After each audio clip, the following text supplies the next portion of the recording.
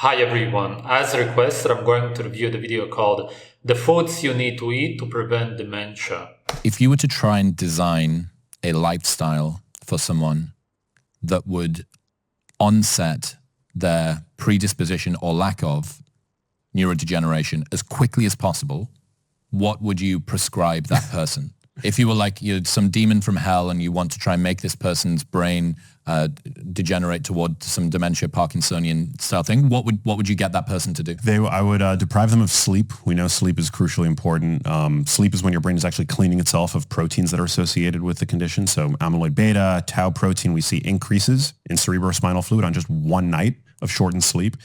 So I would deprive them of sleep. Sleep is really important with regard to brain health. I absolutely agree. Obviously, sleep is very important for your health in general. That's when you repair your body if there's any damage done. And most people damage their bodies in one way or another nowadays. It's important with regard to mental health, but it's very important with regard to how your brain actually functions. Brain and mental health are the same thing. Mental is another word for brain. Your mental health is your brain health. So there's that. Chronic stress is a killer. We know that chronically elevated cortisol leads to shrinkage of the hippocampus, which is the most vulnerable structure of the brain. One of the first structures of the brain to be affected by Alzheimer's disease. It's where, it's the memory processing center of the brain. We know that chronically elevated cortisol, which is wrought by chronically elevated levels of stress, is not good from a brain health standpoint. It also creates Right. Cortisol is just a response to the stress. The cortisol is actually, of course, trying to heal your body, but I think that most people understand what he's saying. An inflammatory effect in the body. I would, from a dietary standpoint, I would give a person exclusively ultra-processed foods to consume.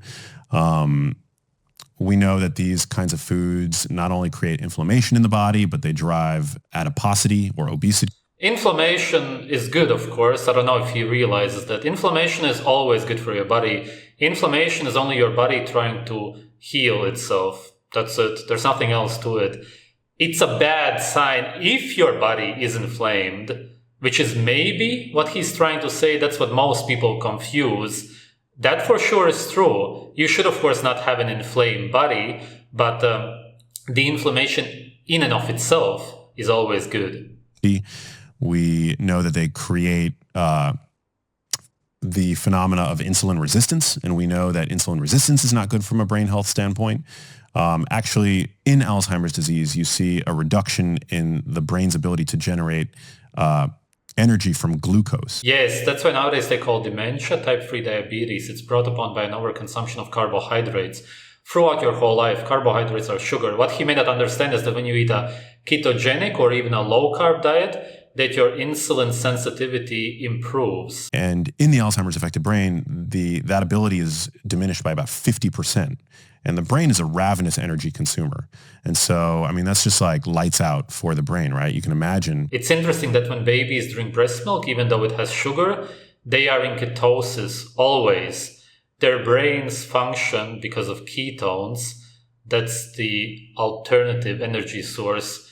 Arguably the primary one, seeing as in Europe you wouldn't have a lot of carbs throughout the whole year, whereas in other countries you can argue about this. That's why I said it's arguable. Ketones are, of course, for sure a great source of fuel for your brain, and when people with Alzheimer's start consuming a ketogenic diet, they almost always reverse their dementia. How detrimental that might be. Well, we see that the level of glucose metabolism in the Alzheimer's affected brain is actually very strongly correlated with the degree of insulin resistance in the body. So you want to make sure that you're as insulin sensitive as possible. And so one way to do that is by, optimizing for protein in your diet. We're starting to see all this research now come out about the value of dietary protein, minimizing your consumption. Okay, protein is, of course, generally important for your health, especially if it comes from meat. But in this case, he should be recommending the people to eat raw animal fat. But we'll see what he says. Of ultra-processed foods, make sure that you're at a healthy weight. And then finally, this kind of funnels into the lifestyle recommendation, which would be if you want to develop dementia as soon as possible, make sure that you are highly sedentary and that you never exercise. Bravo.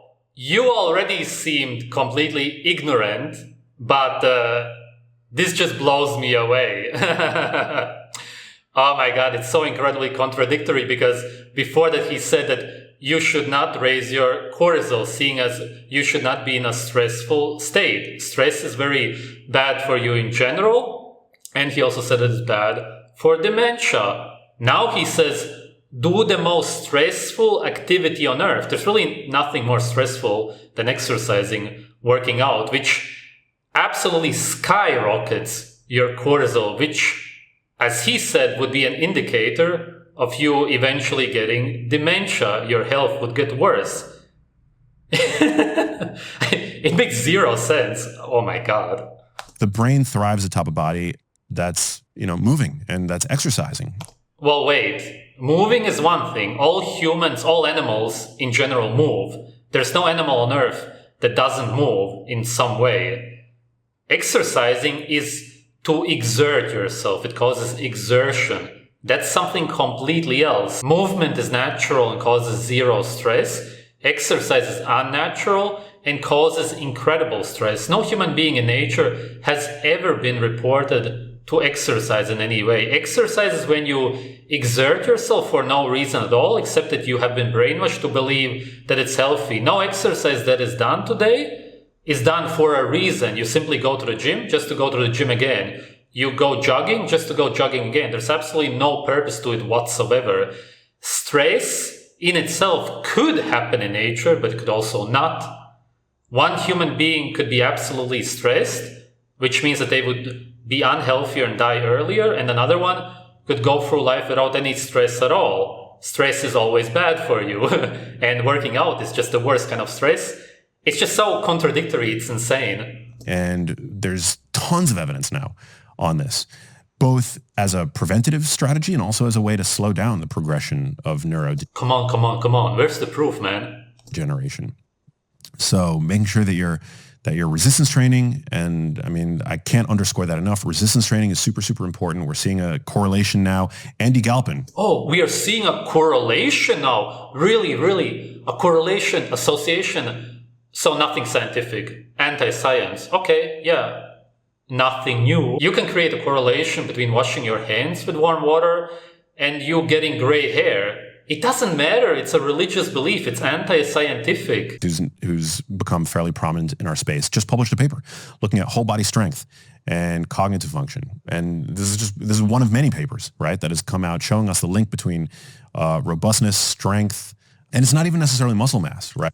Yes, you could say that there's a link, again, something anti-scientific, and that's because the more you exert yourself, the more stressed you are, the more alert you are. That's absolutely true. A stressed body is very alert. That's what they mean by cognitive function, by the way, in case you didn't realize it. Right. So it's like we don't all have to look like CBum, right? After all, or you, to procure better brains. It's just about being strong in body, and resistance training is the best way to I don't think that anybody except for somebody with mental issues wants to look like CBum.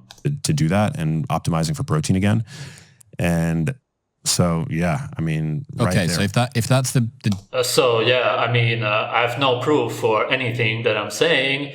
There's some links and correlations, which are religious beliefs, but okay. The demon's prescription of what you would do if you wanted to onset it, when it comes to strategies and tactics that people can lean on, a food type, any supplementation, any other sort of lifestyle interventions, what is there on the sort of positive side? Yeah. So it's very the diet dementia recommendations are all the evidence is, I don't want to say weak, but we have the best sort of idea for what a brain healthful diet might look like is referred to as the MIND diet, which is a sort of diet that's been cobbled together by an epidemiologist of observational research that combines some of the attributes of the Mediterranean diet with some of the attributes of the DASH diet, which is the dietary approach to stop hypertension, because again, hypertension is one of these important modifiable risk factors. Hypertension is high blood pressure. So it's the Mediterranean diet combined with the DASH diet. The Mediterranean diet is an animal-based diet. They mostly eat meat and dairy, and then a few vegetables here and there, only because of modern civilizations brainwashing them into eating that. But for the most part, all of the blue zones eat 80 to 90% animal foods, which is good for dementia, obviously. With a sprinkling of, foods that we've found specifically play a brain beneficial role. For example, blueberries, right? the Mind diet only recommends... Why blueberries? Of course, he won't give any proof or reasoning for that. Blueberries have some sugar, antioxidants, which are only good for the plants themselves. They protect themselves with the antioxidants, in case you don't understand what antioxidants are. And blueberries are more or less the most sprayed fruits on Earth. Incredibly many pesticides have been found on them. I would really not recommend eating them, except if you find them in the forest in early autumn, then it's fine. In terms of fruit, the only fruit that the Mind diet makes a recommendation for are blueberries, right? Pretty dialed as a fruit. I know that we want more, but it's blueberries are elite. Blueberries, pineapples, bananas, AAA. What the hell are you guys talking about? Blueberries grow seasonally. Most people from most regions on Earth will never even get to try blueberries in nature. Pineapples and whatnot, all of this is seasonal and regional. What the hell are you talking about? Human beings in nature eat raw meat and drink blood. They eat the animal organs, and the only food which can actually prevent and even reverse dementia is raw brain. How do you not understand this? If every human being who has dementia, Alzheimer's would eat raw brain, then within a few days you would see a significant improvement. Their speech would become clear, and within a few weeks the difference would be insane. It would be as if you're talking to a whole different human being. All of a sudden their memory would work again, for example. That's why on a ketogenic diet, it has been proven already tons of times that dementia improves. And if you actually eat what we eat in nature, instead of some coconut oils and eggs, you would eat raw animal fat, and especially a brain from a healthy animal, then come on, every human being on Earth would be healed from their dementia, except if it's caused by something which severely damaged their brain, as in some severe toxins. But 99% of people wouldn't have dementia anymore, and nobody would develop dementia anymore. And these freaking guys talk about blueberries. What the hell? Rated fruits for me. No, blueberries are great. But I think that's where the limitations of that kind of like dietary recommendation comes in, because avocados are a fruit. And if I had to pick a fruit that I thought was potentially most beneficial to the brain, I think avocados are actually probably the most beneficial fruit to the brain.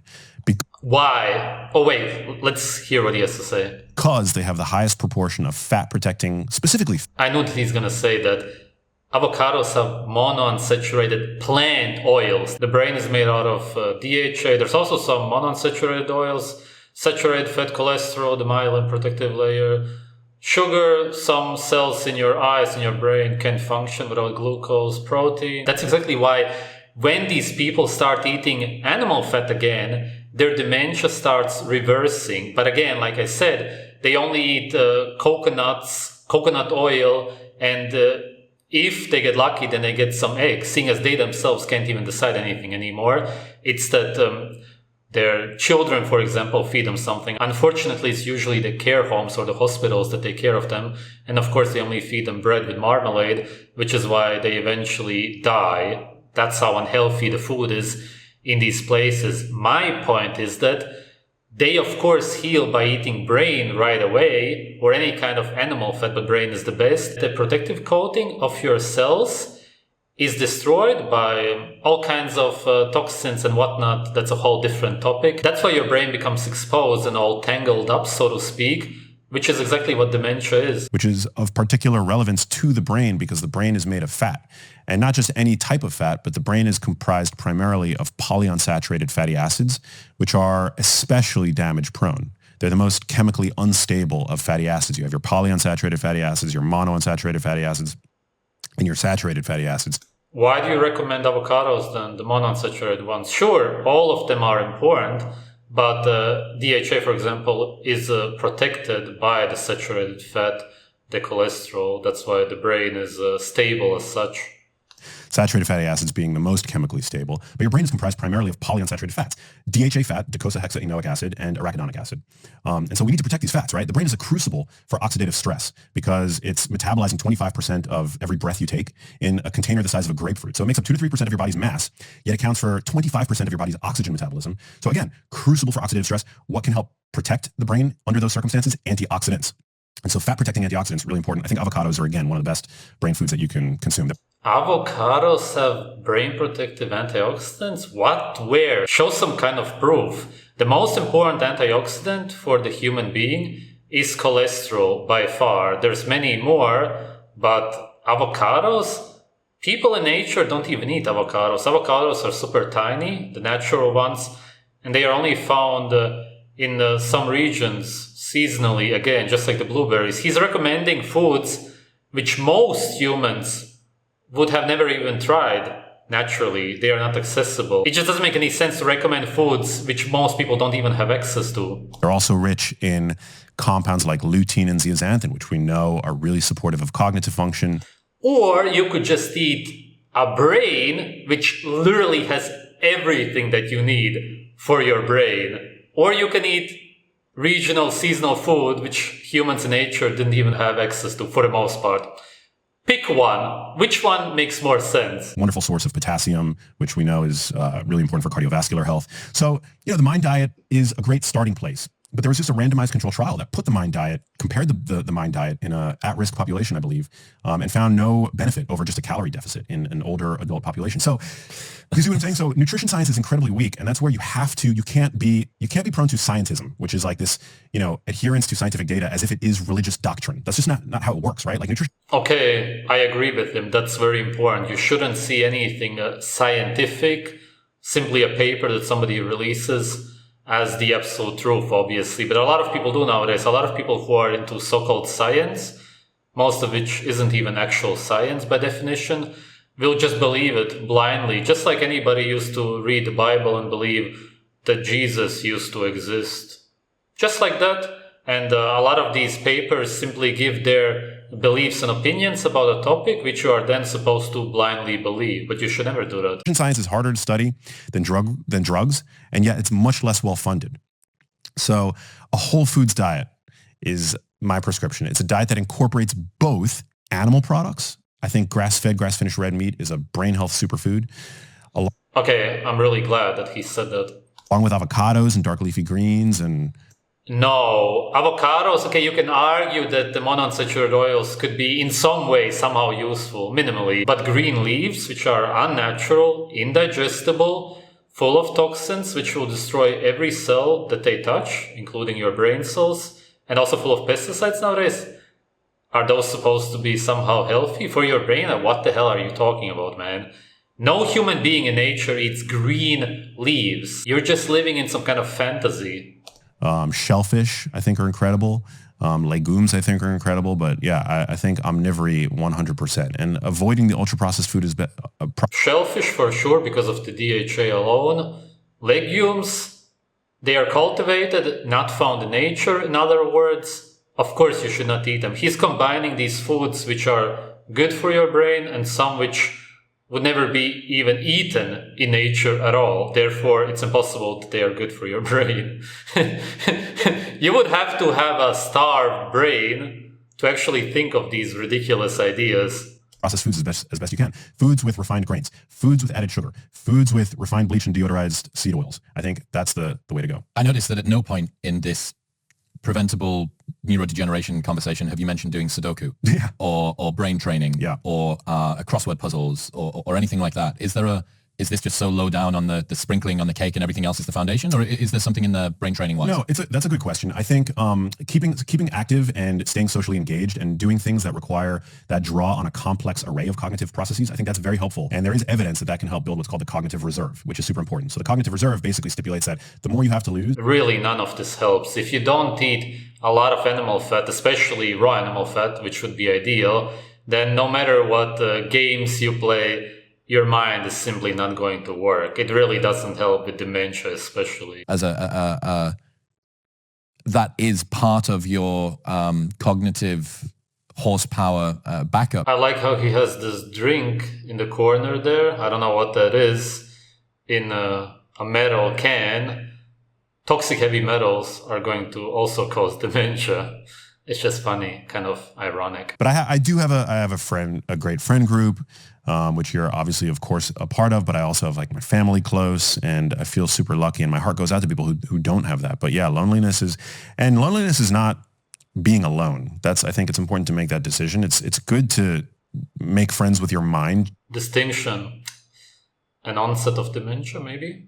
To the point that you can actually be comfortably alone. Yeah. But overall, this video was pretty ridiculous. At least he recommended eating grass-fed meat. All that he said was meat. Of course, he didn't say that you should focus on eating the organs, which are the healthiest part of the animal, especially the brain for people with dementia, Alzheimer's. Yes, you can eat other kinds of animal fat, even if it's cooked. It's going to help you somewhat. If the animal fat is raw, then it's really going to help you. That could be even butter, egg yolks, just the fat from the animal, back fat, chest fat. But ideally, eat a brain. And if you care about, let's say, your grandpa's health, he's showing signs of dementia, then help him. People who are developing dementia won't be able to help themselves anymore, which is why it's so important that you guys who care about your family members, for example, are the ones who reach out to them and help them through food, which is really the only way that you can help somebody with dementia. Thanks for watching.